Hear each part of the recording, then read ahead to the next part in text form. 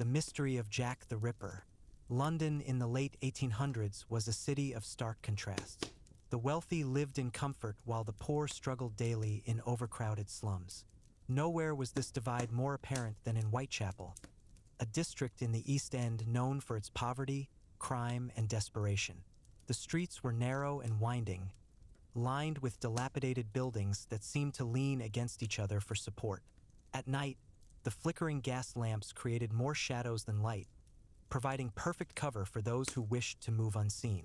The air carried a mix of unpleasant odors, the stench of unwashed bodies, rotting garbage, and the ever-present smoke from countless coal fires. It was in this environment, during the autumn of 1888, that one of history's most infamous killers began his reign of terror. The man who would become known as Jack the Ripper emerged from these shadows without warning. His true identity remains unknown to this day, adding to the enduring mystery surrounding the case. What we do know is that he targeted women, specifically those who worked as prostitutes to survive in the harsh economic conditions of the time. His methods were particularly brutal, displaying knowledge of human anatomy that both horrified and puzzled investigators. The killer seemed to move through the streets like a ghost, striking suddenly before disappearing again into the night. The first confirmed murder attributed to the Ripper occurred on August 31, 1888. The victim was Mary Ann Nichols, a 43-year-old woman who had turned to prostitution after her marriage failed and she could find no other work. Her body was discovered in Bucks Row, now Durward Street, just before 4 o'clock in the morning by a carman on his way to work. The killing had been quick and efficient, with the murderer showing no hesitation in his brutal work.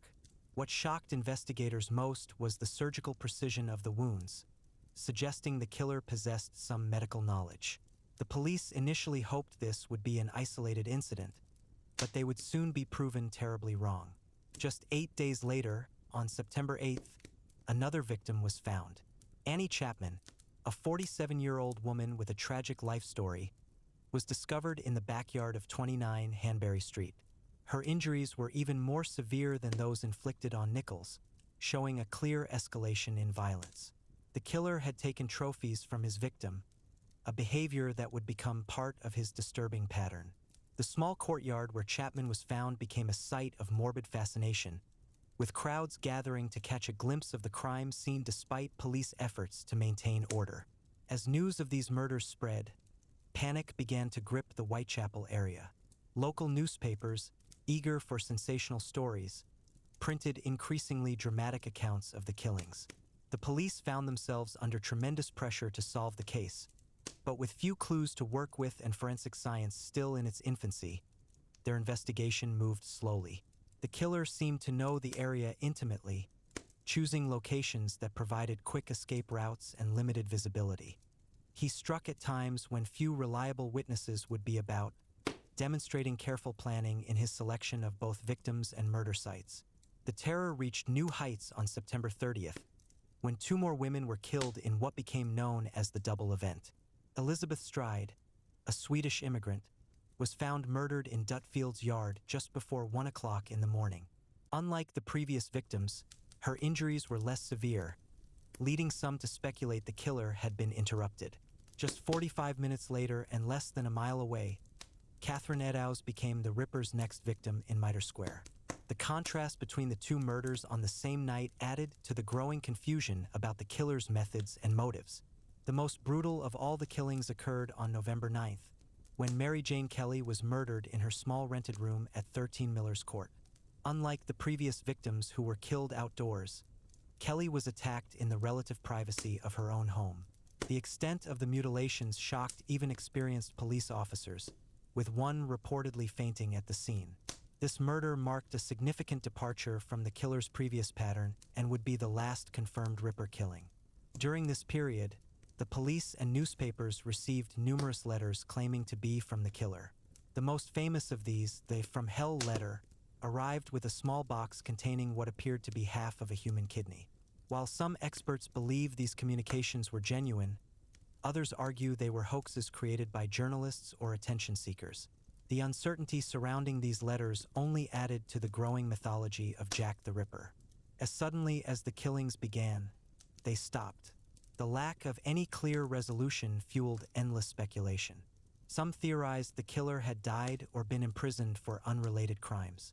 Others believed he may have left the country or been committed to an asylum. The police investigation, hampered by the limitations of Victorian-era detective work, never identified a definitive suspect. Over time, hundreds of theories would emerge, pointing fingers at everyone from local butchers to members of the royal family, but none with conclusive evidence. The legacy of Jack the Ripper extends far beyond the 5 canonical victims. The case marked a turning point in how society viewed serial killers and how police conducted investigations. It exposed the terrible living conditions in London's slums and forced conversations about poverty and women's rights. The mystery has inspired countless books, films, and television shows, each offering their own interpretation of events. Modern forensic experts continue to examine the case, applying new technologies to old evidence in hopes of finally solving the mystery.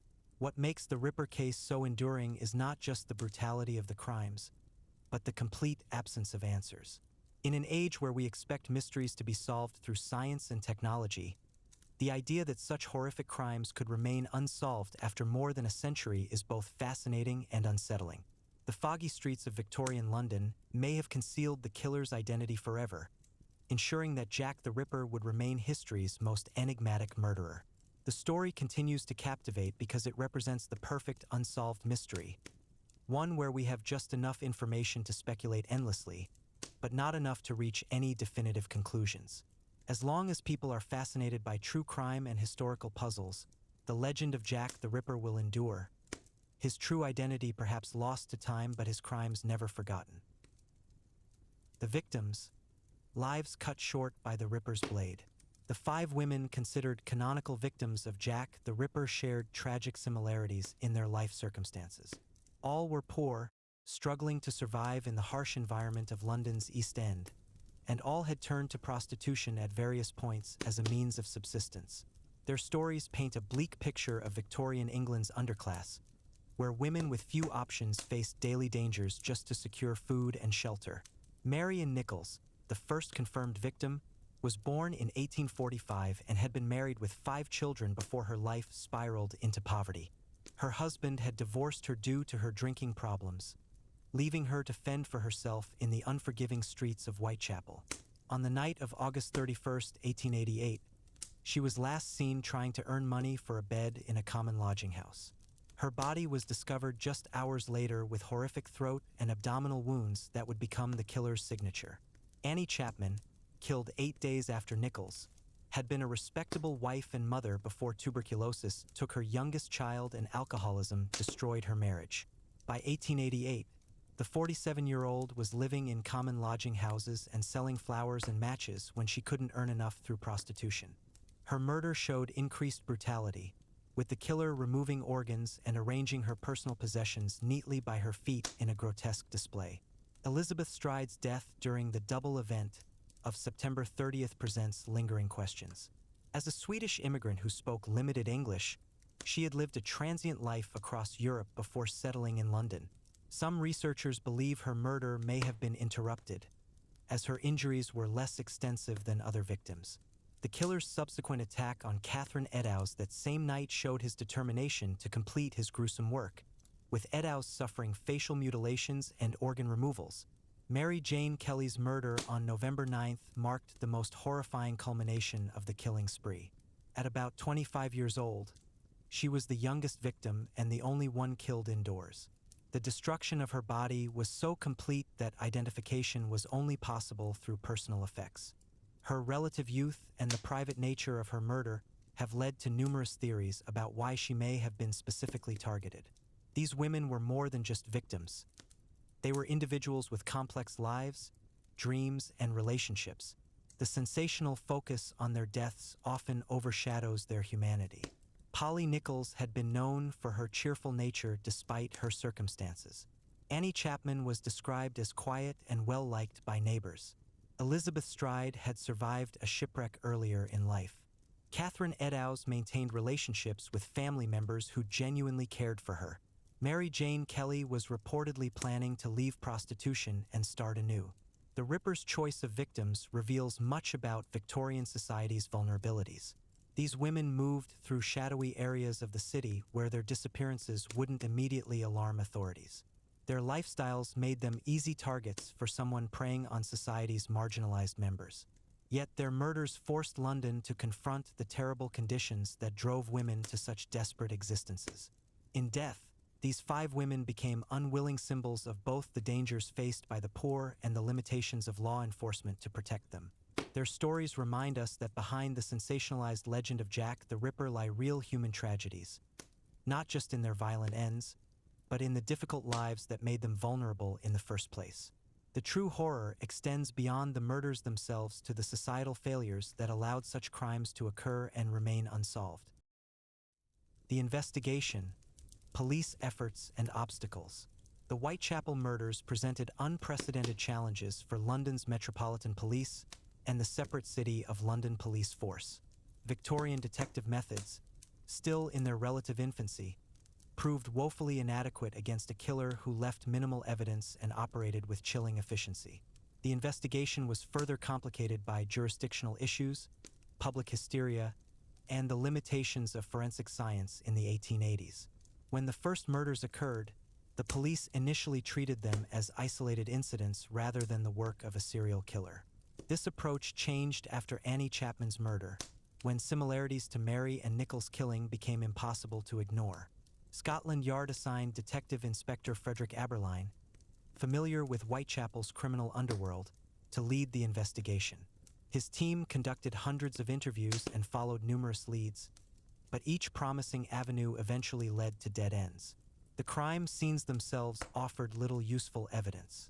Without modern forensic techniques like fingerprinting or blood analysis, detectives relied heavily on eyewitness accounts, most of which proved unreliable.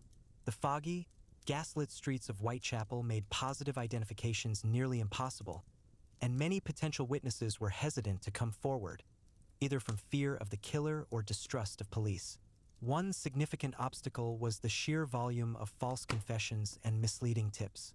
The sensational newspaper coverage inspired countless attention seekers to claim responsibility or offer dubious information. Officers wasted valuable time pursuing leads from psychic visions, drunken boasts, and outright hoaxes. Even more serious suspects, like the notorious Leather Apron, a local oddjobber who intimidated prostitutes, were eventually cleared of involvement. The police conducted several innovative efforts for their time. They photographed crime scene evidence, surveyed local slaughterhouses for suspects with anatomical knowledge, and even consulted physicians about the killer's possible medical training. Some officers went undercover as potential targets, walking the streets at night in hopes of drawing out the murderer. These attempts showed remarkable dedication but ultimately failed to produce results. Perhaps the investigation's greatest weakness was the lack of coordination between police divisions. The Metropolitan Police and City Police operated independently, sometimes withholding information from each other due to institutional rivalry. This bureaucratic inefficiency may have allowed crucial connections between crimes to be overlooked in the investigation's early stages. As public pressure mounted, the Home Office offered a pardon to any accomplice who would come forward with information, an unprecedented move that yielded nothing. The police commissioner eventually resigned amid criticism of his handling of the case. By the time the killings stopped, the investigation had involved over 2,000 interviews, 300 suspects, and 80 detained individuals, yet no conclusive evidence against any single perpetrator. The Ripper case exposed fundamental flaws in Victorian law enforcement. It prompted reforms in police communication, forensic documentation, and investigative techniques that would shape modern detective work. While the Metropolitan Police were widely criticized at the time, modern analysts recognized they were simply unequipped to handle such an unusual criminal. The killer's ability to evade capture spoke less to police incompetence than to his understanding of the era's investigative limitations and the dark corners of a society that allowed his crimes to go unpunished. The letters, taunting clues or cruel hoaxes. During the investigation into the Whitechapel murders, the police and newspapers received hundreds of letters claiming to be from the killer. These communications varied greatly in tone and content, ranging from rambling nonsense to disturbingly specific accounts of the crimes. The most famous of these, the Dear Boss letter dated September 25, 1888, first used the name Jack the Ripper and threatened further violence. This name would become forever associated with the case, regardless of whether the letter was genuine or not. The handwriting in these letters showed significant variation, suggesting multiple authors. Some contained details about the murders that had not been made public, while others clearly copied information already printed in newspapers. Police handwriting experts of the time lacked modern analytical techniques and could not definitively determine if any letters came from the actual killer. Many showed signs of being written by educated individuals, contradicting early theories that the murderer was an uneducated local. The From Hell letter, postmarked October 15, 1888, stood out for its particularly disturbing content. Accompanying the letter was a small box said to contain half of a human kidney preserved in wine. Medical examination suggested it might have come from Catherine Eddowes, whose body had shown evidence of a kidney removal. However, even this potentially crucial piece of evidence proved inconclusive, as the kidney could have been obtained from medical specimens available to students or doctors. Newspapers of the time played a complicated role in the letter phenomenon. Eager for sensational content, some publications printed full transcripts of the most dramatic letters, potentially inspiring copycats. This media frenzy created a feedback loop where each new letter received extensive coverage, encouraging more hoaxers to participate. Police complained that valuable investigative time was wasted chasing false leads generated by these publicity seekers. Modern forensic analysis has cast doubt on nearly all the Ripper letters. Linguistic examination reveals that several show similarities to newspaper phrasing of the time, suggesting they were composed by journalists or readers familiar with press coverage. The few letters that contained potentially authentic details could have been written by someone with access to police information rather than the killer himself. The lasting impact of these letters extends beyond their questionable authenticity.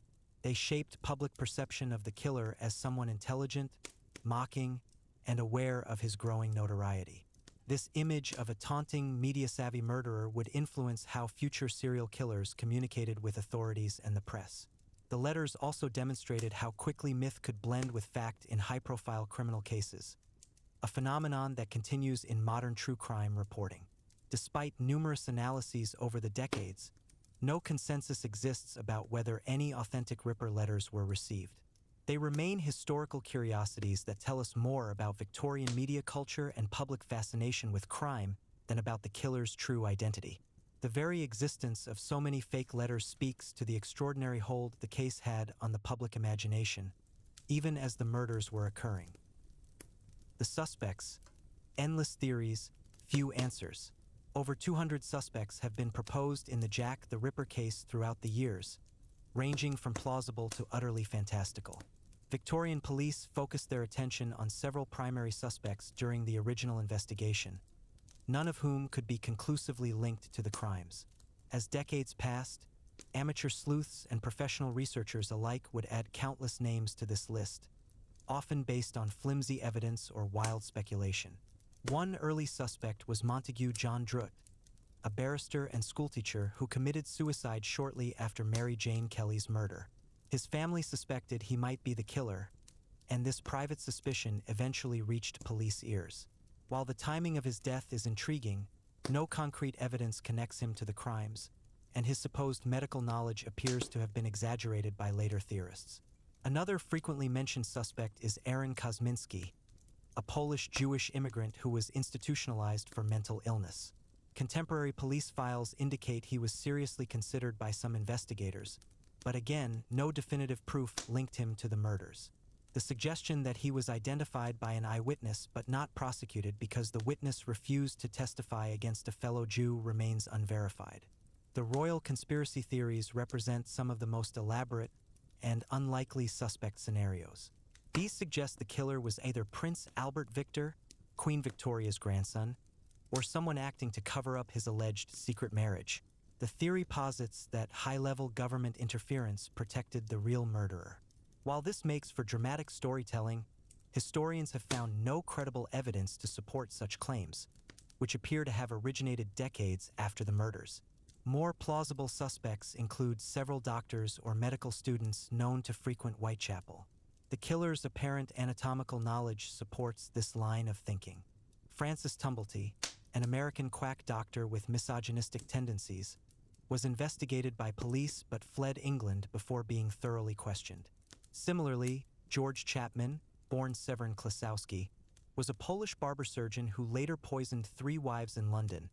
While his methods differed from the Rippers, his medical background and violent nature make him an interesting candidate.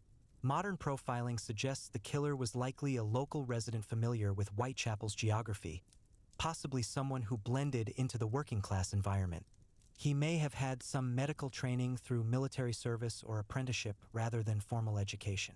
The abrupt end to the killings could indicate his death, imprisonment on unrelated charges, or institutionalization, though some researchers argue the canonical 5 victims may not represent his complete tally. The suspect list continues to grow even today, with recent years seeing names like Charles Lechmere, a Carman who found 1 victim's body, and Joseph Barnett, Mary Jane Kelly's lover, proposed as potential killers. DNA evidence recovered from a shawl allegedly connected to Catherine Eddowes has been used to suggest Aaron Kosminski's guilt, but this evidence remains controversial among researchers. What becomes clear when examining Ripper suspects is how little concrete evidence exists against any of them. Most theories rely on circumstantial connections or subjective interpretations of historical documents. The passage of time has only muddied the waters, allowing for increasingly speculative accusations against historical figures who can no longer defend themselves. This lack of resolution ensures the suspect debate will continue indefinitely, with each generation proposing new candidates while reevaluating old ones. Cultural impact: how the Ripper changed society. The Jack the Ripper case marked a turning point in how society viewed violent crime, media coverage of murders, and urban poverty. The extensive newspaper reporting created one of the first true crime media frenzies, establishing patterns still seen in modern coverage of serial killers. The graphic details published in Victorian papers, while shocking by today's standards, revealed a public appetite for sensational crime stories that would only grow stronger in the following century. Whitechapel itself became forever associated with the murders, its name synonymous with danger and mystery. The district's poverty and overcrowding, briefly thrust into the spotlight, became subjects of social reform debates. While conditions gradually improved in subsequent decades, the area carried the stigma of the Ripper crimes for generations. Ironically, the notoriety eventually transformed parts of Whitechapel into tourist attractions, with guided walks and museum exhibits capitalizing on the bloody history. The case influenced police procedure and forensic science development. The investigative failures highlighted the need for better coordination between police divisions, more systematic evidence collection, and improved autopsy documentation. While fingerprinting wouldn't become standard practice until the early 1900s, the Ripper investigation demonstrated the limitations of relying on eyewitness accounts and confessions without physical evidence. Literature and popular culture quickly adopted the Ripper mythology. Early fictionalized accounts appeared in penny dreadfuls and stage plays within years of the murders. As cinema developed, numerous films used the Ripper premise, from Hitchcock's 1927 The Lodger to more graphic modern interpretations. The mysterious killer archetype, intelligent, elusive, and taunting authorities, owes much to the Ripper legend, influencing characters from Sherlock Holmes villains to contemporary horror antagonists. The murders also impacted women's lives in Victorian England.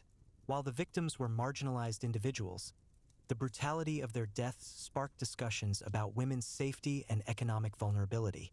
Some historians argue the case indirectly supported arguments for better social services and protections for poor women, though meaningful reforms would take decades to materialize.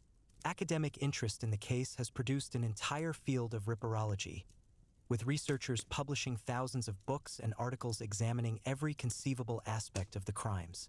Conferences and journals dedicated to Ripper studies continue to thrive, demonstrating the enduring fascination with this unsolved mystery. Modern forensic experts have applied DNA analysis, geographic profiling, and psychological assessment techniques to the old evidence, though no breakthrough has definitively solved the case. The tourism industry surrounding Ripper sites presents an ethical dilemma.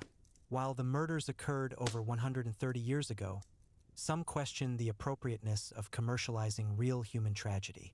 Walking tours pass by locations where women suffered horrific deaths, often with theatrical retellings that prioritize entertainment over historical accuracy or respect for the victims. This tension between memorialization and exploitation continues to spark debate among historians and community members. Perhaps the most significant cultural impact has been how the Ripper case shaped our understanding of serial killers. Before these murders, society lacked the framework to comprehend repeated, seemingly motiveless killings. The Ripper investigations helped establish patterns that would later inform criminal psychology and profiling. The very term serial killer owes something to the Victorian public's horrified fascination with this unprecedented type of criminal. Unsolved mysteries, lingering questions. Despite countless investigations over 13 decades, fundamental questions about the Jack the Ripper case remain unanswered. The most obvious, the killer's identity, may never be conclusively determined due to the passage of time and loss of original evidence. However, numerous other mysteries continue to puzzle researchers and fuel debate among Ripperologists. One persistent question involves the exact number of victims. Police originally investigated 11 murders in Whitechapel between 1888 to 1891, but only 5 Nichols, Chapman, Stride, Eddowes, and Kelly are universally accepted as Ripper killings. Some researchers argue for including earlier or later murders that show similarities in method or victimology. The canonical 5 designation itself is somewhat arbitrary, based on a police official's later memorandum rather than contemporary investigative consensus. The killer's medical knowledge remains another point of contention. While some wounds suggest anatomical familiarity, other aspects appear crude or inconsistent. This has led to theories ranging from the murderer being a trained surgeon to someone with butchering experience or even self-taught anatomical knowledge from medical textbooks. The varying precision between victims also raises questions about whether the killer's skill improved with practice or if some mutilations were performed in haste. Geographic profiling reveals interesting patterns about the murder locations. All occurred within a compact area easily navigable on foot, suggesting the killer lived or worked nearby. However, the choice of specific sites, some relatively exposed, others more secluded, doesn't follow an obvious logic. Researchers debate whether these locations held personal significance for the killer or were simply convenient opportunities. The abrupt end to the murders presents another enigma. After Mary Jane Kelly's exceptionally brutal killing in November 1888, the recognized Ripper-style attacks ceased. Possible explanations include the killer's death, imprisonment for other offenses, institutionalization, or relocation. Some theorists suggest he may have continued killing elsewhere under different methods, though no compelling evidence supports this. Modern analysis has questioned whether all 5 canonical murders were committed by the same hand. Elizabeth Stride's less severe injuries have led some to propose she was killed by a different assailant, making the September 30th double event potentially unrelated crimes. Others point to differences in methodology between victims as suggesting multiple killers copying each other's work. The police files, while extensive, contain frustrating gaps. Important documents were lost over time or damaged in World War II bombings. Some investigators' private notes suggest they had strong suspicions about certain individuals, but left these out of official reports. The reasons for these omissions, whether protecting influential figures or simply avoiding libel, remain speculative. Forensic re-examinations in recent decades have produced more questions than answers. DNA testing on surviving evidence has yielded inconclusive or contested results. The famous Ripper Diary, purportedly written by suspect James Maybrick, was declared a hoax by most experts, demonstrating how modern technology can sometimes complicate rather than clarify historical mysteries. Perhaps the most profound unanswered question is why this particular case continues to captivate when other unsolved murders have faded from memory. The combination of Victorian atmosphere, gruesome details, media sensationalism, and complete lack of resolution creates a perfect storm of enduring fascination. As each generation applies its newest investigative techniques to the old evidence, The Ripper mystery evolves while remaining essentially unsolvable, a historical puzzle that continues to resist final answers. Conclusion: the enduring shadow of Whitechapel. Break time equals 2s/. The Jack the Ripper case represents more than just a series of unsolved murders. It embodies the perfect historical mystery, combining gruesome crime, investigative failure, media sensationalism, and enduring fascination. Break time equals 2s/. Over a century after the last killing, the case continues to generate books, documentaries, scholarly papers, and tourist attractions, demonstrating an unparalleled cultural longevity. Break time equals 3s/. What makes these crimes so persistently intriguing is their resistance to resolution. Break time equals 2s/. In an age where forensic science can solve decades-old cold cases, the Ripper murders remain stubbornly opaque. Break time equals 2s/. The lack of definitive answers creates a vacuum filled by endless speculation, allowing each generation to reinterpret the evidence through contemporary lenses. Break time equals 2s/. The case serves as a Rorschach test of sorts, revealing more about the theorist's times and preoccupations than about Victorian London. Break time equals 3s/. The victims themselves often become overshadowed by the mythology surrounding their killer. Break time equals 2s/. Mary and Nichols. Annie Chapman, Elizabeth Stride, Catherine Eddowes, and Mary Jane Kelly were real women with complex lives, not merely props in a sensational drama. Break time equals 2s/. Modern retellings increasingly attempt to restore their humanity, focusing on the societal conditions that made them vulnerable rather than just the brutality of their deaths. Break time equals 3s/. From a criminological perspective, the case marked a turning point in how law enforcement approached serial murders. Break time equals 2s/. The investigative failures spurred reforms in police communication, evidence preservation, and forensic documentation. Break time equals 2s/. While these changes came too late to catch the Ripper, they established protocols that would help solve future cases. Break time equals 2s/. The murders also demonstrated the dangers of media interference in criminal investigations, a lesson still relevant today. Break time equals 3s/. The ethical dimensions of Ripper tourism and commercialization continue to provoke discussion. Break time equals 2s/. While the murders occurred long enough ago to fall into historical study rather than living memory, questions remain about appropriate ways to memorialize such events. Break time equals 2s/. The growing emphasis on victim-centered narratives suggests a gradual shift toward more respectful commemoration. Break time equals 3s/.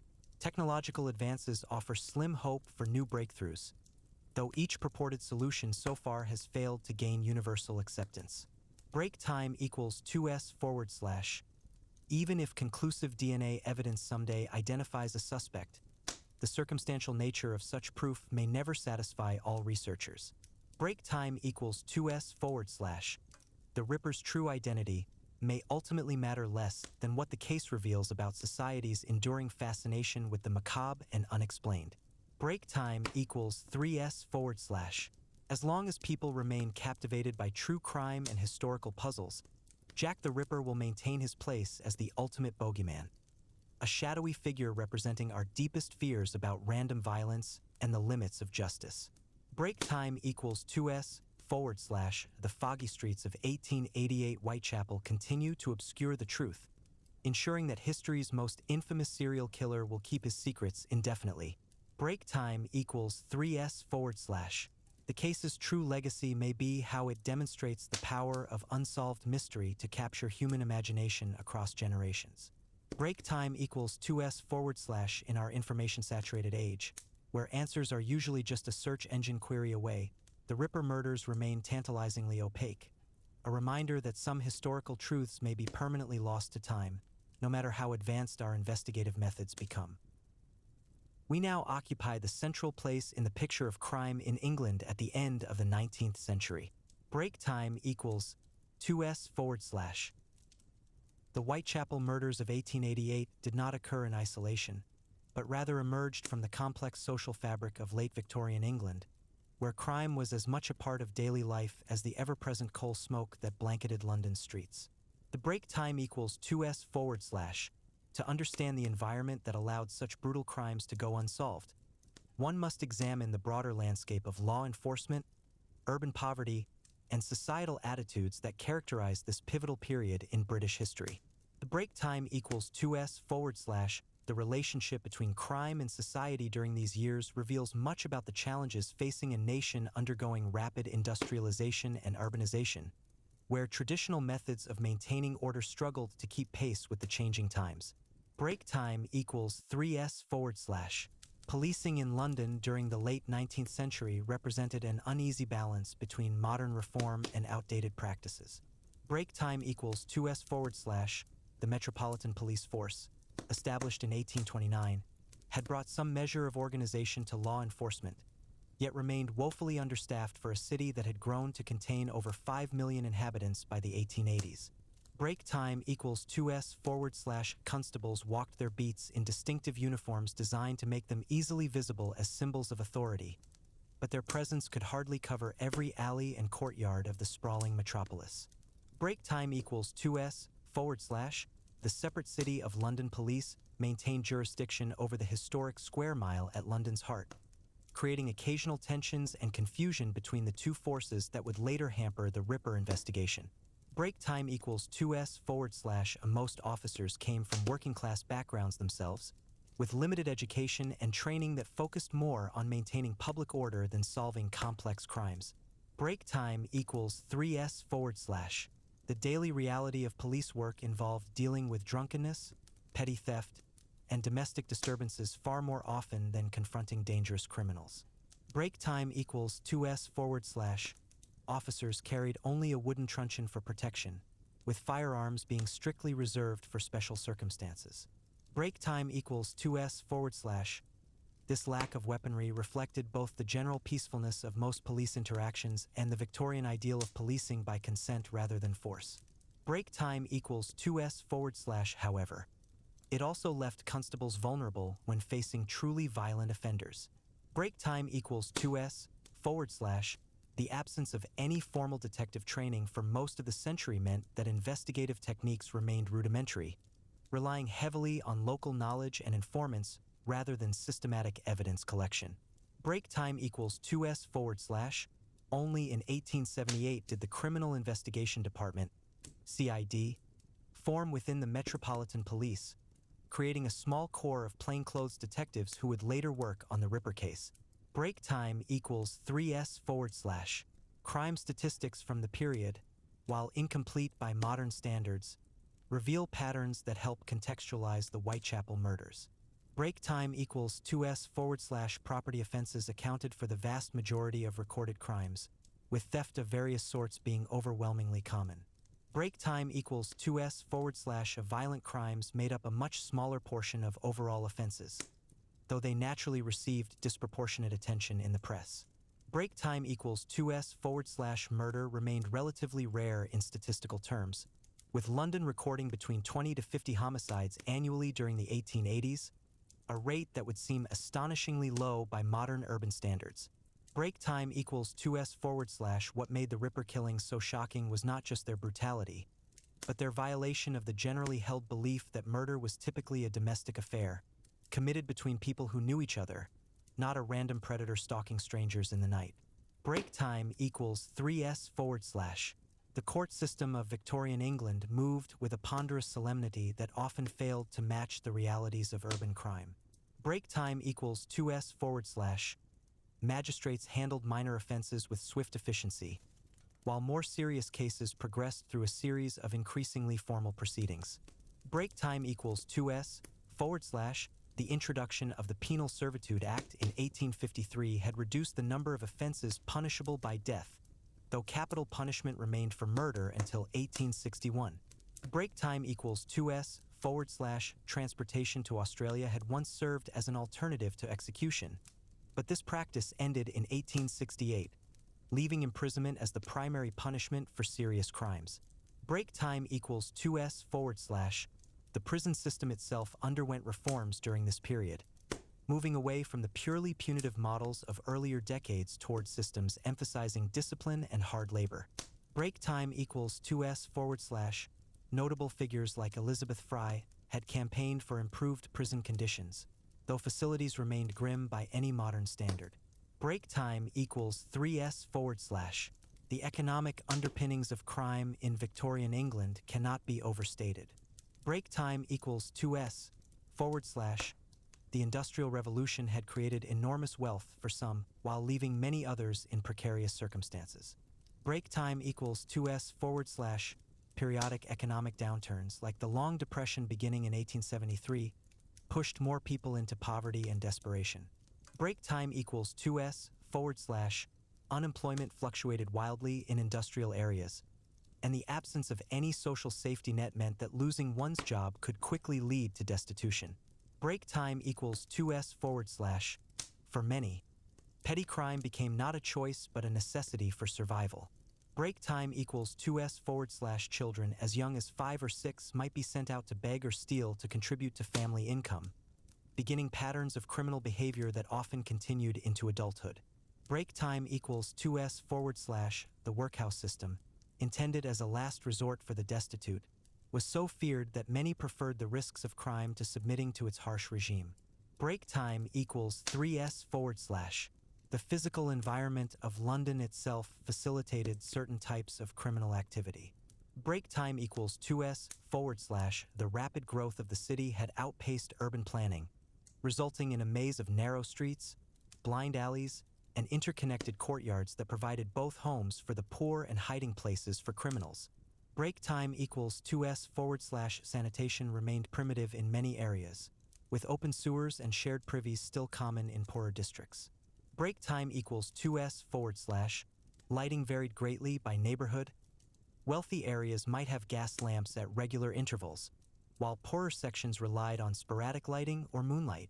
Break time equals 2s forward slash.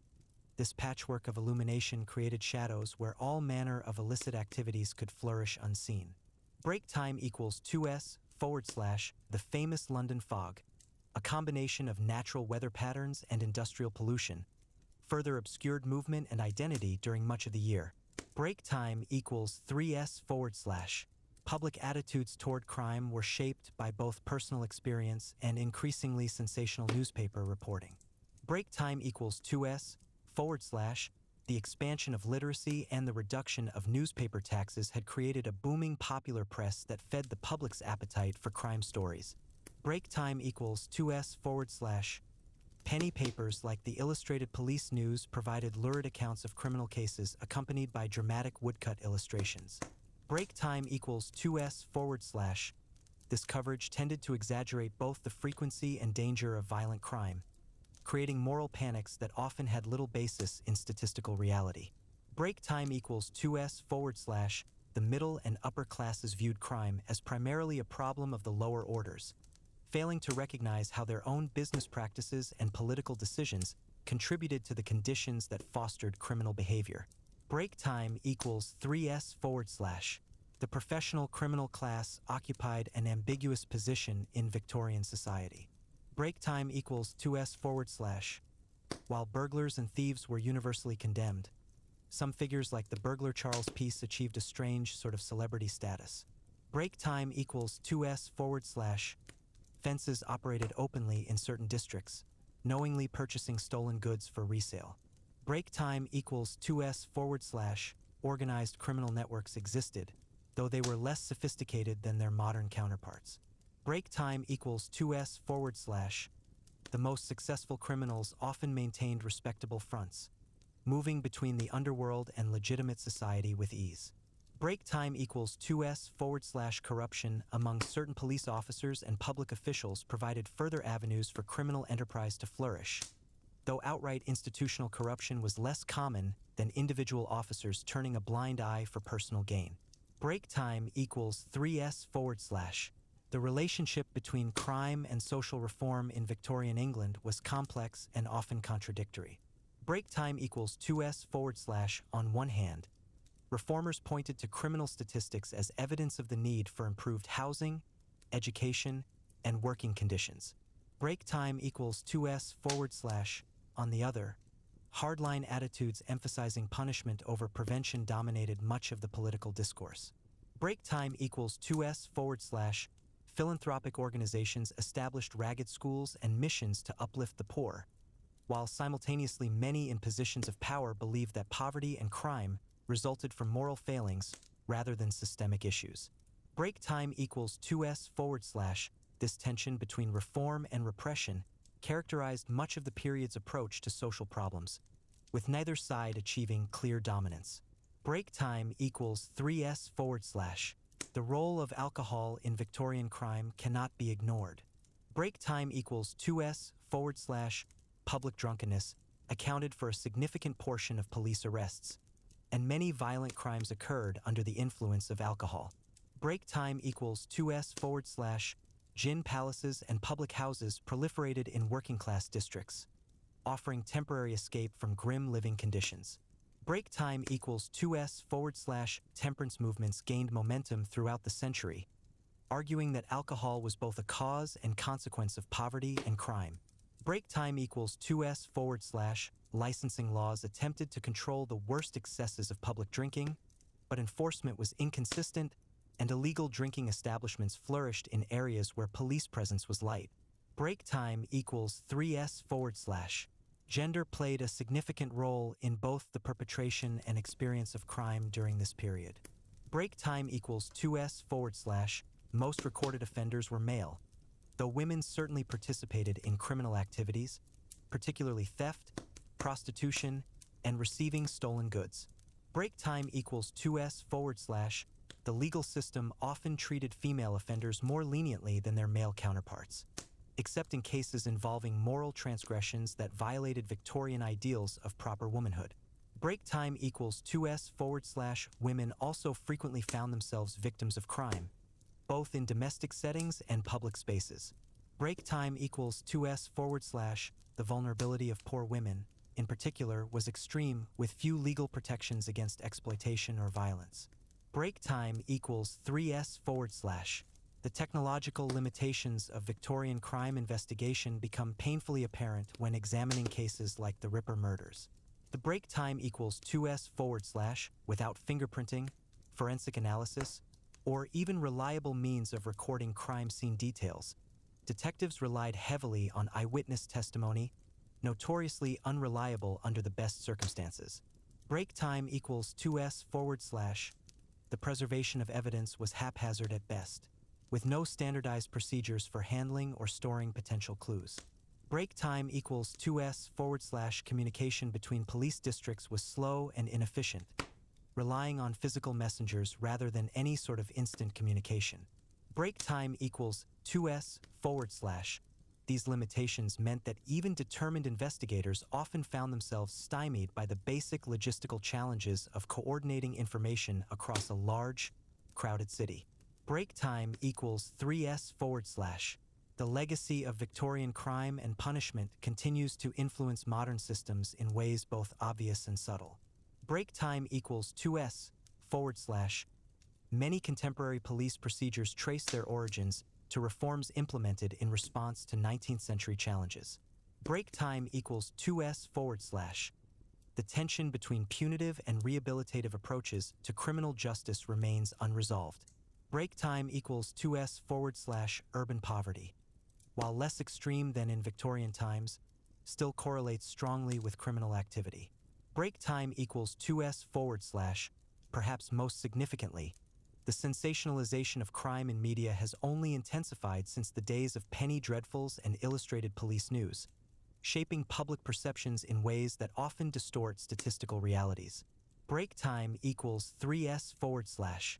When considering the Whitechapel murders within this broader context, they emerge not as an inexplicable anomaly, but as the most extreme manifestation of systemic issues plaguing Victorian society. Break time equals 2s forward slash. The killer's ability to evade capture speaks as much to the limitations of contemporary policing as to his own cunning. Break time equals 2s forward slash. The the vulnerability of his victims reflects the precarious position of poor women in the social hierarchy. Break time equals 2s/. The media frenzy surrounding the case previewed modern true crime obsessions. Break time equals 2s/. And the enduring mystery of the killer's identity continues to fascinate precisely because it represents the ultimate cold case. One where the passage of time has only deepened rather than resolved the questions surrounding those terrible autumn nights in 1888. In ancient Egypt, people lived in a land that was warm and dry most of the time. The sun rose high in the sky every morning, casting long shadows across the sandy landscape. Birds sang their songs as they flew from tree to tree, and animals moved quietly through the fields. People woke up early, stretching their arms and yawning before stepping outside or staying inside to begin their day. Each morning, people started their routine with one simple task: washing themselves. This was not just a habit, it was a way of life. They believed that being clean made them more pleasing to their gods. It also helped them stay healthy and strong. So they spent time each day making sure their bodies were washed and their clothes were clean.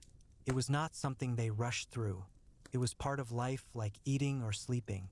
Rich families had servants who helped bring water and prepare things for washing. Poorer families did everything themselves. But no matter how much money they had, everyone tried to be clean. Children learned from their parents how to wash properly. They watched as their mothers and fathers poured water over their hands and rubbed their faces. They copied what they saw and soon made it part of their own routine. Soap was not known in the way we know it today. Instead, people used mixtures of ash and oil or sand and water to scrub away dirt. These simple tools worked well enough for their needs. Over time, these habits became normal. No one needed to be told to wash their hands before eating. Everyone just knew it was the right thing to do. Being dirty was not liked in ancient Egypt. It was seen as disrespectful, especially when visiting temples or meeting important people.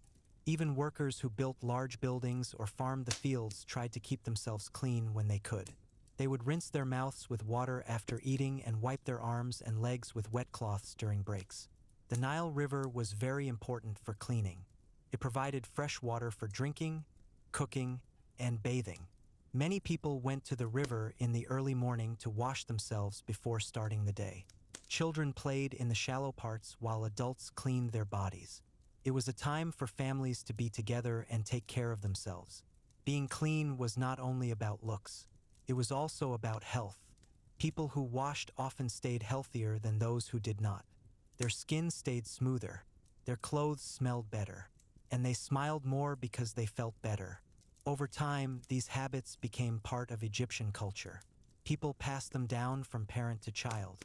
Each new generation grew up knowing that being clean was important. It was not just something you did once in a while. It was something you did every day. So even though life was busy in ancient Egypt, people still found time to take care of themselves. They woke up early, washed their faces, dried off with cloth, and started the day feeling fresh. That is why personal hygiene was such a big part of their lives.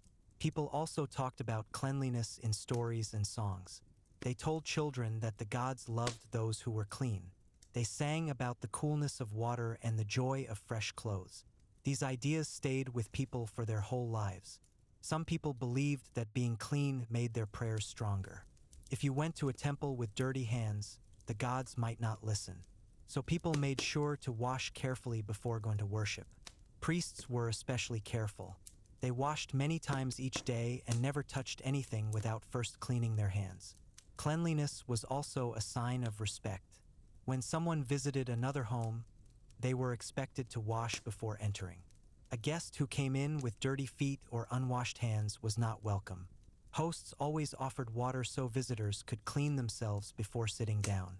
Even animals were washed sometimes. Farmers rinsed donkeys and oxen after long days of work. Horses were cleaned before special events. Dogs were wiped with wet cloths when they got too dusty. Clean animals looked better and smelled better. Water was carried in jars or pots. These were heavy and took time to fill, but people did not complain. They knew water was important. They shared it with neighbors and made sure everyone had some. Children were taught to carry water at a young age. They helped their mothers and fathers bring it from the river. They learned how to pour it gently and how to store it safely. Carrying water was hard work, but it was also fun. It gave children a chance to spend time outside and help their families. Older people also washed regularly. Even if they could not go to the river, they used whatever water they had. They splashed their faces, wiped their arms, and changed their clothes when possible. Being old did not mean being dirty. People also washed after certain activities. After working in the fields, they rinsed their hands and arms. After walking a long way, they washed their feet. After eating, they rinsed their mouths with water. These small acts kept them clean throughout the day. Mothers made sure their children were clean before sending them out to play or helping with chores. They wiped their faces, checked their clothes, and made sure their hair was brushed. Clean children were happy children. These morning habits were passed down through generations. Children watched their parents and learned what to do. Soon, they were doing it on their own without being told.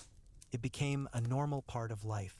So every morning, no matter how rich or poor someone was, they started the day the same way. They washed their face, dried off, put on clean clothes, and ate breakfast. It was simple, quiet, and peaceful, and it set the tone for the whole day ahead. Cleanliness was not just about looking good. It was about feeling good.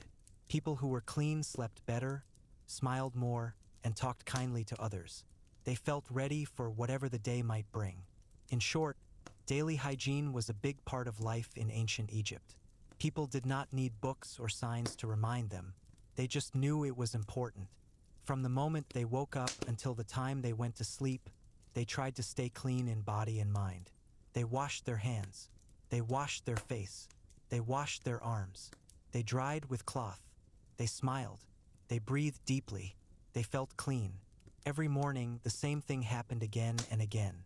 The sun rose, the birds sang, the water flowed, and people, young and old, rich and poor, stood by their basins and bowls and began their day the same way. They washed their hands. They washed their face. They washed their arms.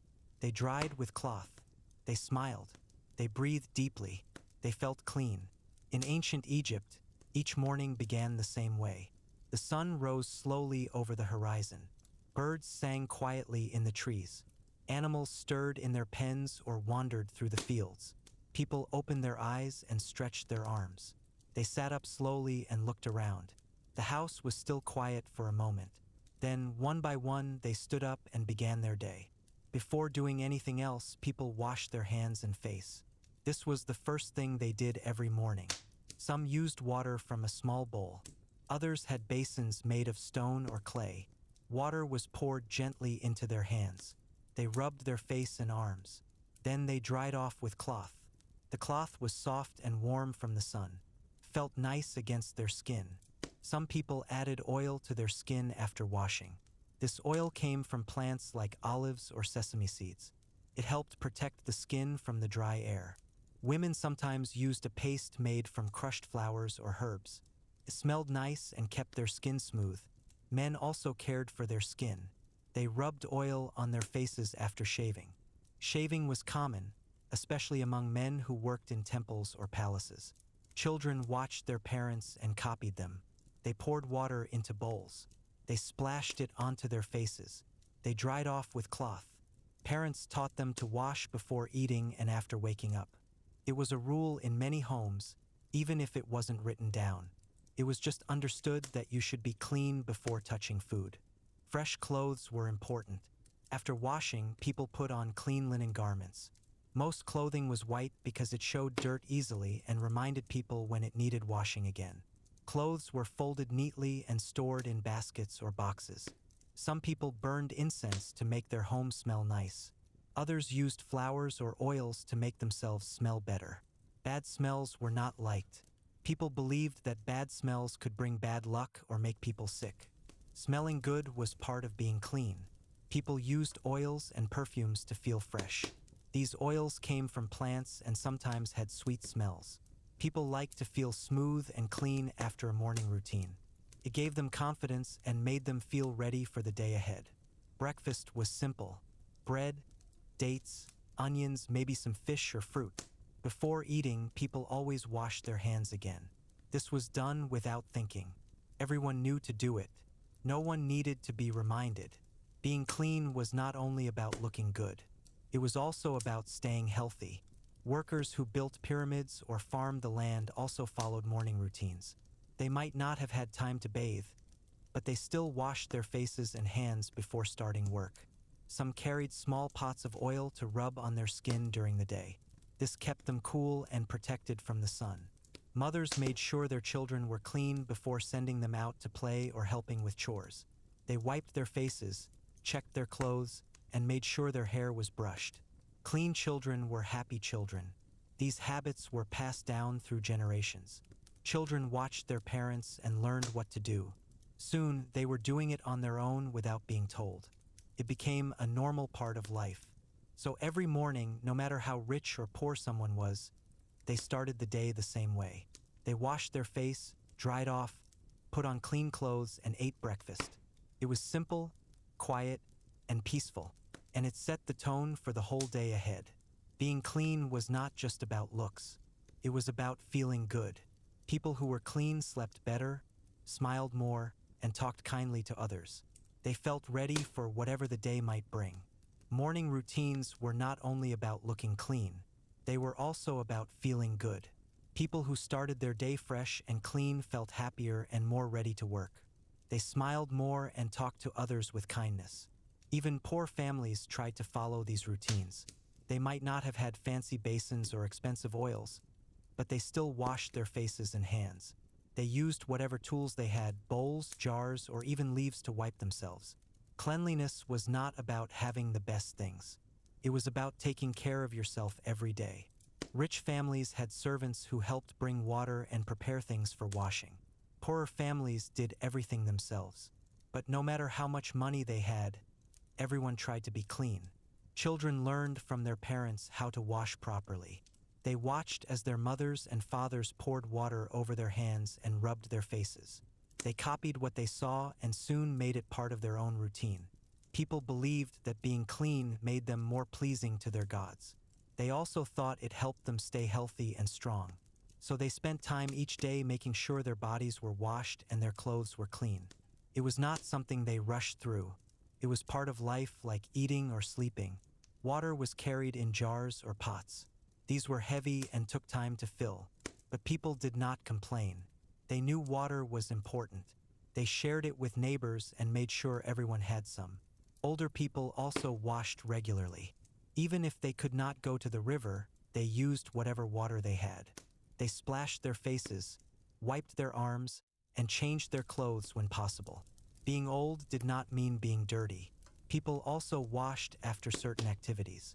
After working in the fields, they rinsed their hands and arms. After walking a long way, they washed their feet. After eating, they rinsed their mouths with water.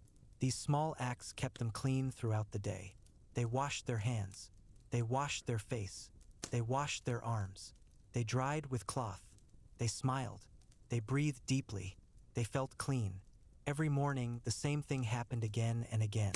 The sun rose, the birds sang, the water flowed, and people, young and old, rich and poor, stood by their basins and bowls and began their day the same way. They washed their hands. They washed their face. They washed their arms. They dried with cloth. They smiled. They breathed deeply. They felt clean. In ancient Egypt, people used water to keep their bodies clean. Water was important for many things. It was used for drinking, cooking, and washing. People believed that being clean was good for the body and the soul. So they made sure to use water every day. Bathing was not done every day by everyone. For many people, it was a weekly thing. Rich families had rooms in their homes where they could bathe. These rooms had large basins made of stone or clay. Water was poured into them from jars or buckets. Sometimes servants carried the water from the river or a well. The water was warm if possible. Cold baths were not very popular. People liked to feel comfortable. When they bathed, they sat in the basin and used their hands to splash water over their bodies. Some used a piece of cloth to rub their skin.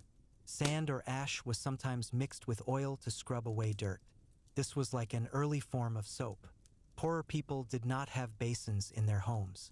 They used large jars or buckets instead. Or they went to the river. The Nile was full of water and easy to reach. Many people bathed there in the mornings before starting their day. Children loved to play in the water while their parents washed. They splashed around and swam in the shallow parts. Bathing was often a family event. Everyone took turns, and sometimes neighbors shared water. One person would carry it while another poured it. Bathing was not only about cleaning. It was also relaxing. People enjoyed the feeling of clean skin. It made them feel lighter and cooler in the hot weather. After bathing, they dried off with cloth. Then they put on fresh clothes. Oils were applied to the skin to keep it soft. These oils came from plants and sometimes had nice smells. People liked to feel smooth and clean after a bath. It gave them confidence and made them feel good. Bathing was also done before special events. Weddings, festivals, or visits to temples required a full body wash. It showed respect. People wanted to look their best when going to important places or meeting important people. Being clean was a sign of honor and care. Water was precious in ancient Egypt. It was not wasted. Every drop was used carefully. Jars were reused to pour water over the body. Leftover water was used for cleaning the house or watering plants. Nothing was thrown away unless it had to be. Everyone knew how hard it was to get water, especially during dry seasons. Rich families had special places for storing water. They had large jars buried in the ground to keep it cool. Some had shaded areas near their homes where they could wash in peace.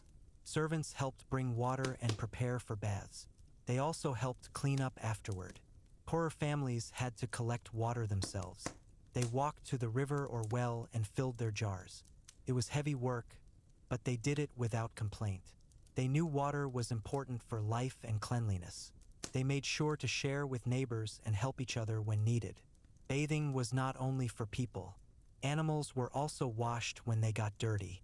Horses, donkeys, and even dogs were rinsed with water. Farmers used leftover bathwater to clean their tools or give to thirsty animals. Nothing was wasted. People also used water to clean their homes. Floors were wiped with wet cloths. Curtains were soaked and wrung out. Dishes were washed with sand and water. Keeping the home clean was just as important as keeping the body clean. Bathing was not only about removing dirt. It was also about cooling down. In the hot climate of Egypt, people liked to pour water over their heads and shoulders. It helped them feel refreshed and relaxed. Some even slept better after a cool bath.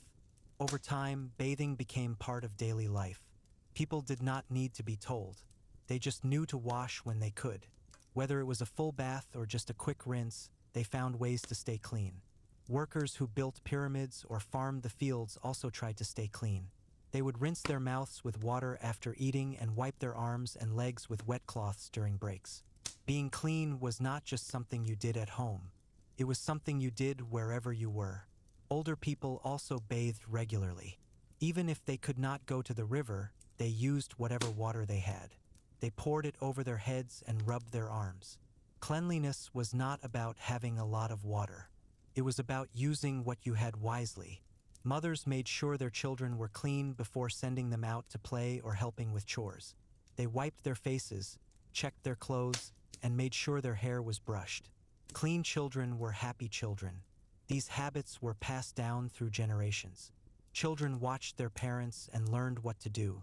Soon, they were doing it on their own without being told. It became a normal part of life. So even though people did not bathe every day, they still tried to stay as clean as they could. Water was used wisely. Time was taken to enjoy the process, and everyone left the bath feeling fresh and ready for the day ahead. They poured water gently. They splashed it softly. They washed their arms. They washed their face. They washed their hands. They dried with cloth. They felt clean. Every morning, the same thing happened again and again. The sun rose, the birds sang, the water flowed, and people, young and old, rich and poor, stood by their basins and bowls and began their day the same way. They washed their hands. They washed their face. They washed their arms. They dried with cloth. They smiled. They breathed deeply. They felt clean. In ancient Egypt, people used oils to keep their skin soft. The air was dry and hot most of the time. Skin could become rough and cracked easily. To protect it, people rubbed oil on their arms, legs, and faces. This helped keep their skin smooth and healthy. Oils were made from plants, nuts, and seeds. The most common ones came from olives, sesame, and castor beans. These oils were thick and smelled nice. People applied them after washing their bodies. Felt good on the skin. It also gave them a shiny look in the sunlight. Some oils were mixed with spices or flowers to make them smell better. Perfume was made this way. People liked to smell good. Both men and women used oils and perfumes every day. Rich people had special jars where they kept their oils. These jars were made of stone or clay. Some were decorated with colors and pictures. Poorer people used small pots or cloth bags. They carried them with them. At work, they would stop to rub oil on their skin, cooled them down. It also stopped their skin from drying out. Children were given oils too. Mothers rubbed them on their arms and legs. Babies were covered in oil after their bath. It made them feel warm and safe. Oil was not just for looks. It was also for protection. It helped block the sun and kept dust from sticking to the skin. Perfumes were made from flowers like lotus and jasmine. These were crushed and mixed with oil. The mix was left to sit for days. Then it was ready to use. People put perfume behind their ears, on their necks, and on their wrists. These places stayed warm. The smell lasted longer. During festivals, people wore small cones of scented wax on top of their heads. As the day went on, the wax melted and spread the scent. Temples used smoke from burning herbs to make the air smell good. Priests were always clean and smelled nice. They believed it made the gods happy. Oils and perfumes were not just for looks. They were also used in medicine. Some oils were thought to help with pain or sickness. People rubbed them on sore muscles or cold chests. Over time, the use of oils became part of daily life. It was something people did without thinking. Just like brushing teeth today, oil was a gift from nature. It helped people feel good, smell good, and stay healthy. Rich families had special places to store their oils.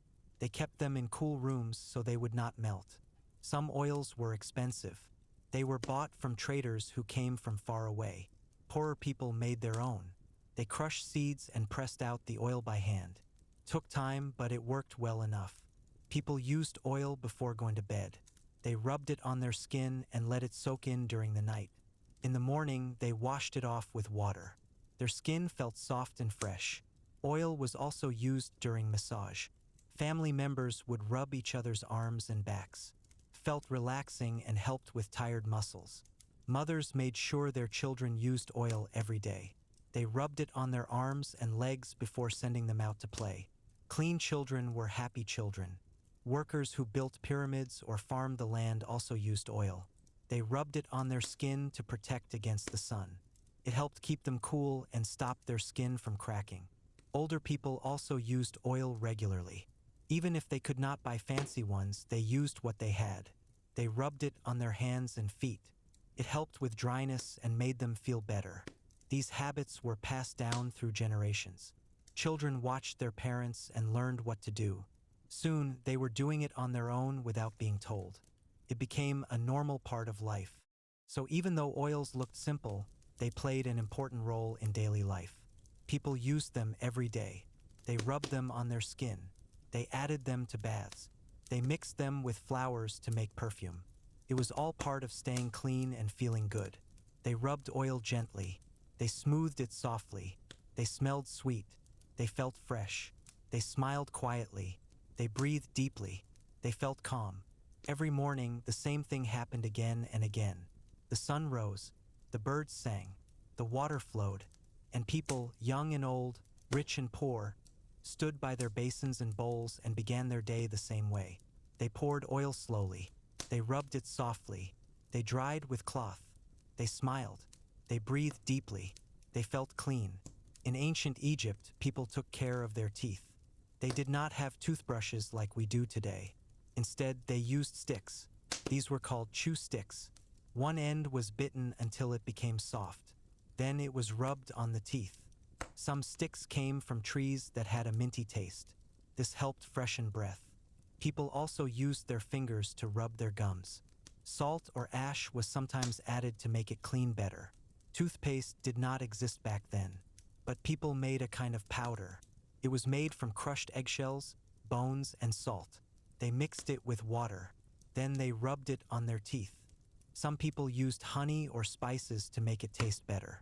Brushing teeth was not done every day by everyone, but many did it once a day, usually in the morning or after eating. Teeth were not as white as today, but people tried to keep them clean. Dentists were rare. If someone had a bad tooth, they visited a healer. He might pull it out with his hands or tools made of metal. Pain was common. Teeth were not strong because of the food. Breads had bits of sand in them. This wore down teeth over time. Gums would bleed. Holes would form. Still, people tried to take care of their mouths. Children learned from adults.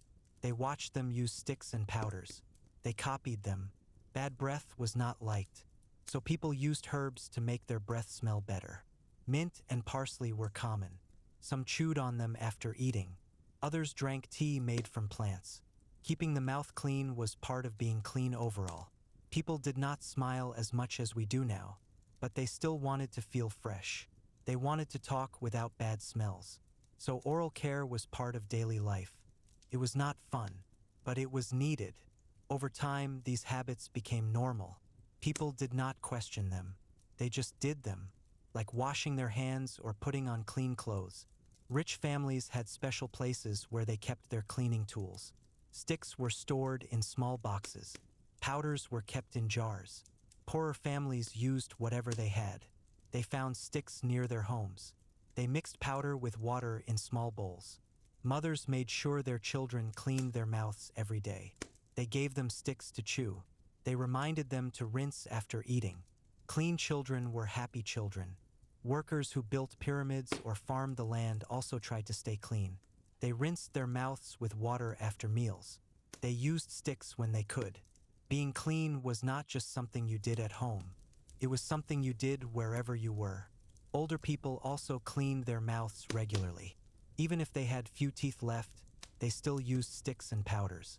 Cleanliness was not about having perfect teeth. It was about using what you had wisely. These habits were passed down through generations. Children watched their parents and learned what to do. Soon, they were doing it on their own without being told. It became a normal part of life. So even though toothpaste and brushes were not known, people still found ways to care for their teeth. They used sticks. They used powders. They rinsed with water. And they tried to stay fresh all day long. They brushed gently. They rinsed softly. They spat quietly. They wiped their mouths. They smiled slightly. They breathed deeply. They felt clean. Every morning, the same thing happened again and again. The sun rose. The birds sang. The water flowed. And people, young and old, rich and poor, stood by their basins and bowls and began their day the same way. They washed their hands. They washed their face. They washed their arms. They dried with cloth. They smiled. They breathed deeply. They felt clean. In ancient Egypt, people took care of their hair. They believed that clean hair was a sign of health and respect. Both men and women kept their hair clean and neat.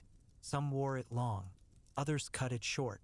Children often had one side shaved and left a single braid on the other. This was a common style for young boys. People washed their hair with water. Some added oil or crushed herbs to make it soft. Combs were made from wood or bone. They were used to untangle hair every morning. Felt nice. It also helped remove dirt and bugs. Lice were common. To stop them, people used oils or crushed herbs. Hats and head wraps were worn to keep hair clean. These were made from cloth. Some were white. Others were dyed with plant colors. Wigs were also used. They were made from human hair or plant fibers. Rich people wore wigs often. They looked neat and did not get dirty. Wigs were cleaned by soaking them in oil. Then they were rinsed in water. After that, they were dried in the sun. People used combs to shape them. Some added perfume to the oil. This made the wig smell nice. Beards were worn by men, especially kings and priests. Fake beards were made from goat hair or wool. They were tied under the chin. Kings wore long, straight beards. Other men had shorter ones. Beards were cleaned with oil and combs. People also shaved their heads and faces. Razors were made from copper. They were not very sharp, but they worked well enough. Shaving was done once a week or more, kept the skin smooth. It also helped prevent bugs. After shaving, oil was rubbed on the face. This soothed the skin. Hair was trimmed with small knives. People did this at home or went to someone who knew how. Cuts were common, but people did not worry much. They cleaned the cut with water and oil. Rich families had special places to store their combs and oils. Poorer families used whatever they had. They found sticks to comb their hair. They made oil from crushed seeds. Mothers made sure their children's hair was clean before sending them out to play. They wiped their faces, checked their clothes, and made sure their hair was brushed. Clean children were happy children. Workers who built pyramids or farmed the fields also tried to stay clean. They wiped their hair with wet cloths during breaks. They used oil to keep it soft. Being clean was not just something you did at home. It was something you did wherever you were. Older people also cared for their hair. Even if they had little left, they still brushed it every day. Cleanliness was not about having thick hair. It was about using what you had wisely. These habits were passed down through generations. Children watched their parents and learned what to do. Soon, they were doing it on their own without being told. It became a normal part of life. So even though tools were simple, people still found ways to care for their hair. They washed it, they combed it, they oiled it, and they kept it neat all day long. They combed gently, they brushed softly, they oiled slowly, they dried carefully, they smiled slightly, they breathed deeply, they felt clean. Every morning, the same thing happened again and again. The sun rose, the birds sang, the water flowed, and people, young and old, rich and poor, stood by their basins and bowls and began their day the same way. They washed their hands, they washed their face, they washed their arms, they dried with cloth, they smiled, they breathed deeply, they felt clean. In ancient Egypt, people wore clothes made from linen. Linen was light and easy to clean. Most clothing was white because it showed dirt easily and reminded people when it needed washing again. People believed that clean clothes were a sign of respect and health, so they washed their clothes often. Washing was done by hand. People used water from jars or basins. They rubbed the clothes with sand or ash. Sometimes they stepped on them to get dirt out. After washing, clothes were rinsed in clean water. Then they were hung out in the sun to dry. Sunlight helped make them white again. Clothes were folded and stored in boxes or baskets. Some people used sweet-smelling herbs to keep clothes fresh. Bad smells were not liked. People believed that bad smells could bring bad luck or make people sick, so they tried to avoid them. Fresh clothes made people feel better. They looked nicer, they smelled better, and they smiled more because they felt good. Being clean was not only about looking good. It was also about feeling good. Rich families had servants who helped wash clothes. Poorer families did everything themselves. But no matter how much money they had, everyone tried to wear clean clothes. Children learned from their parents how to care for their clothes. They watched as their mothers and fathers soaked fabric in water and rubbed away dirt. They copied what they saw and soon made it part of their own routine. Workers who built pyramids or farmed the fields also tried to stay clean. They changed their clothes when they could. They wiped their arms and legs with wet cloths during breaks. Being clean was not just something you did at home. It was something you did wherever you were. Mothers made sure their children wore clean clothes before sending them out to play or helping with chores. They wiped their faces, checked their clothes, and made sure their hair was brushed. Clean children were happy children. Older people also wore clean clothes. Even if they could not wash every day, they changed when they could. Cleanliness was not about having many clothes. It was about using what you had wisely. These habits were passed down through generations. Children watched their parents and learned what to do. Soon, they were doing it on their own without being told. It became a normal part of life. So even though clothes were simple, people still took care of them. They washed them, they dried them, They folded them neatly, and they wore them with pride. People carried water in jars or pots. These were heavy and took time to fill, but people did not complain. They knew water was important. They shared it with neighbors and made sure everyone had some. Water was not wasted. Leftover water was used for cooking or watering plants. Nothing was thrown away unless it had to be. Everyone knew how hard it was to get water, especially during dry seasons. Clean clothes were worn to temples, festivals, and meetings. Being dirty was not liked in these places. People wanted to look their best. They believed that gods and leaders noticed clean people more than dirty ones. Being clean was not just about looks. It was about respect. When someone visited another home, they were expected to wear clean clothes. A guest who came in with dirty feet or unwashed hands was not welcome. Hosts always offered water so visitors could clean themselves before sitting down. Even animals were washed sometimes. Farmers rinsed donkeys and oxen after long days of work. Horses were cleaned before special events. Dogs were wiped with wet cloths when they got too dusty. Clean animals looked better and smelled better. People also washed after certain activities. After working in the fields, they changed their clothes. After walking a long way, they wiped off dust. After eating, they rinsed their mouths with water. These small acts kept them clean throughout the day. These morning habits were passed down through generations. Children watched their parents and learned what to do. Soon, they were doing it on their own without being told. It became a normal part of life.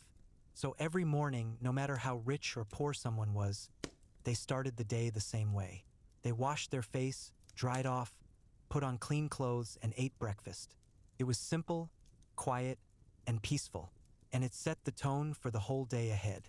They washed gently, they dried softly, they folded neatly, they wore proudly, they smiled slightly, they breathed deeply, they felt clean. Every morning, the same thing happened again and again. The sun rose, the birds sang, the water flowed, and people, young and old, rich and poor, stood by their basins and bowls and began their day the same way.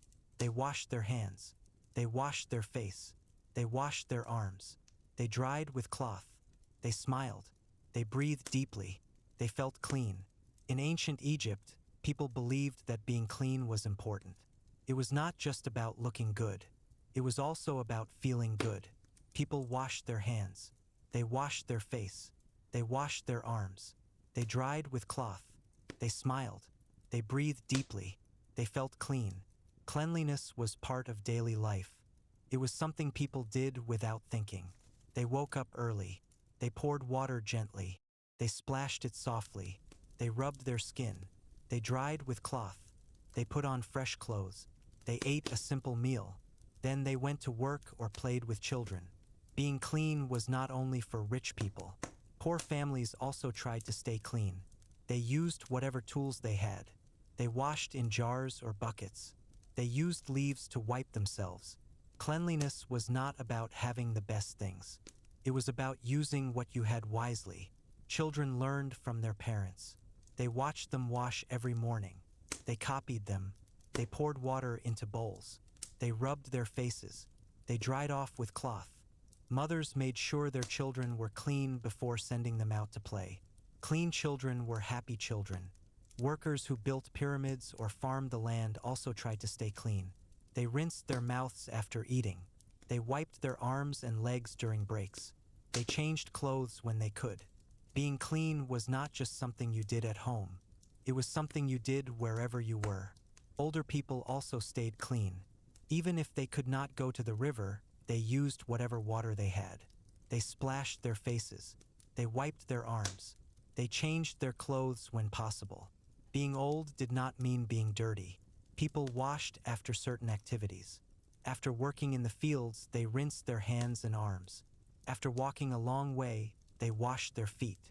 After eating, they rinsed their mouths with water. These small acts kept them clean throughout the day. They washed their hands. They washed their face. They washed their arms. They dried with cloth. They smiled. They breathed deeply. They felt clean. Every morning, the same thing happened again and again. The sun rose. The birds sang. The water flowed. And people, young and old, rich and poor, stood by their basins and bowls and began their day the same way. They washed their hands. They washed their face. They washed their arms. They dried with cloth. They smiled. They breathed deeply. They felt clean. Water was carried in jars or pots. These were heavy and took time to fill. But people did not complain. They knew water was important. They shared it with neighbors and made sure everyone had some. Leftover water was used for cooking or watering plants. Nothing was thrown away unless it had to be. Everyone knew how hard it was to get water, especially during dry seasons. Clothes were washed often. They were soaked in water. They were rubbed with sand. They were rinsed in clean water. They were dried in the sun. They were folded neatly. They were worn with pride. Rich families had servants who helped bring water and prepare things for washing. Poorer families did everything themselves. But no matter how much money they had, everyone tried to be clean. Children learned from their parents how to wash properly. They watched as their mothers and fathers poured water over their hands and rubbed their faces. They copied what they saw and soon made it part of their own routine. People talked about cleanliness in stories and songs. They told children that the gods loved those who were clean. They sang about the coolness of water and the joy of fresh clothes. These ideas stayed with people for their whole lives. Some people believed that being clean made their prayers stronger. If you went to a temple with dirty hands, the gods might not listen. So people made sure to wash carefully before going to worship. Priests were especially careful. They washed many times each day and never touched anything without first cleaning their hands. Cleanliness was also a sign of respect. When someone visited another home, they were expected to wash before entering. A guest who came in with dirty feet or unwashed hands was not welcome. Hosts always offered water so visitors could clean themselves before sitting down. Even animals were washed sometimes. Farmers rinsed donkeys and oxen after long days of work. Horses were cleaned before special events. Dogs were wiped with wet cloths when they got too dusty. Clean animals looked better and smelled better. Mothers made sure their children were clean before sending them out to play or helping with chores. They wiped their faces, checked their clothes, and made sure their hair was brushed. Clean children were happy children. These habits were passed down through generations. Children watched their parents and learned what to do. Soon, they were doing it on their own without being told. It became a normal part of life. So even though life was busy in ancient Egypt, people still found time to take care of themselves. They woke up early, washed their faces, dried off with cloth, and started the day feeling fresh. That is why personal hygiene was such a big part of their lives. They washed their hands. They washed their face. They washed their arms. They dried with cloth. They smiled. They breathed deeply. They felt clean. Every morning, the same thing happened again and again. The sun rose, the birds sang, the water flowed, and people, young and old, rich and poor, stood by their basins and bowls and began their day the same way. They washed their hands. They washed their face. They washed their arms. They dried with cloth. They smiled. They breathed deeply. They felt clean.